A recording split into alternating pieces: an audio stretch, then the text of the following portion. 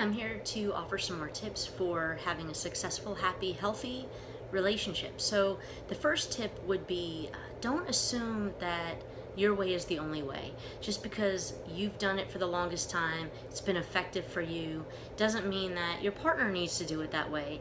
And I think, it's really hard to not get into that mindset of, your way is best and you know best and you've thought this out, because they probably on a lot of topics feel the same way, that their way is the best way and that they have it down and they've thought it out. And so offer suggestions perhaps, but to not put that on somebody else. So that's one way to put someone on the offensive right away, is if you come at them with, this is the way you should do it.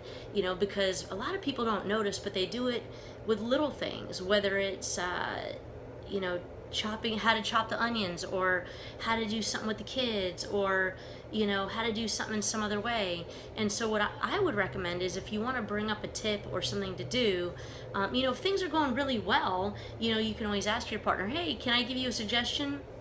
And then make it a suggestion, not a direction, not telling them what to do. The other thing is bring it up at a later point and say, hey, that might not be as effective with chopping onions, but when you're talking about your kids or about a decision at work or whatever, to be able to say, hey, I was wondering if we could talk about that subject you were talking about earlier, and then bring up your own ideas on it.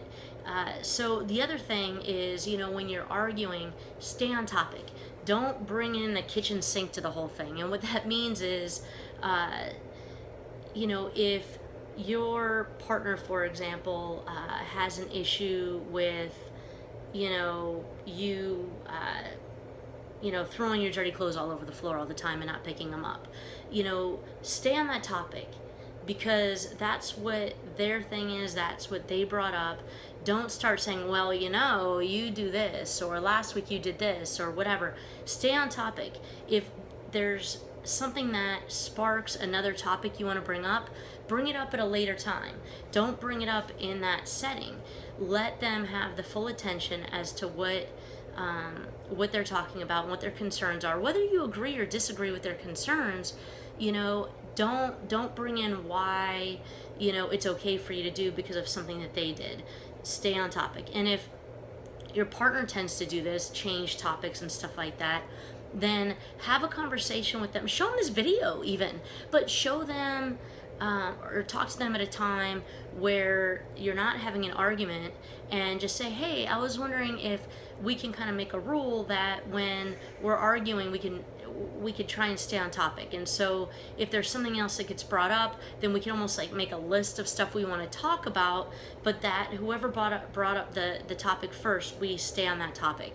And even if you think that your thing is really relevant to that topic, bring it up later. It can still be brought up, but you're gonna find that you have a lot more cooperation with your partner if you're not cutting them off, telling them why they're wrong, telling them why we shouldn't be talking about this topic because this other topic is a lot more important about what they do wrong.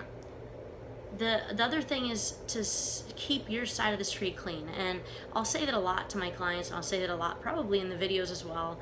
And that is, don't focus as much on what your partner is doing all the time.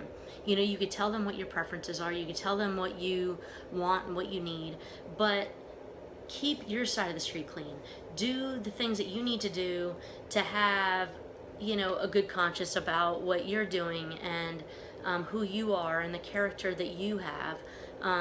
And then, if you're constantly bringing up to them, I'd like you to stop drinking as much, or I'd like you to not do this as much, or I'd like you to clean the house more, or whatever, and they're not doing it, then you can address that topic once your side of the street is clean. Meaning, if they've been asking you for a long time to do things, do those things, so that way they don't have so much to come back at you at. And also, if you've done your own work and they're not coming halfway, then it might provide you with a reason later on that it's like, hey, this isn't working because I've been doing everything that I can do and you're not. So the hope is not that you're going to keep your side of the street clean so that way you have a guilty-free conscience to leave the relationship. I think that could be an upside at the end to it.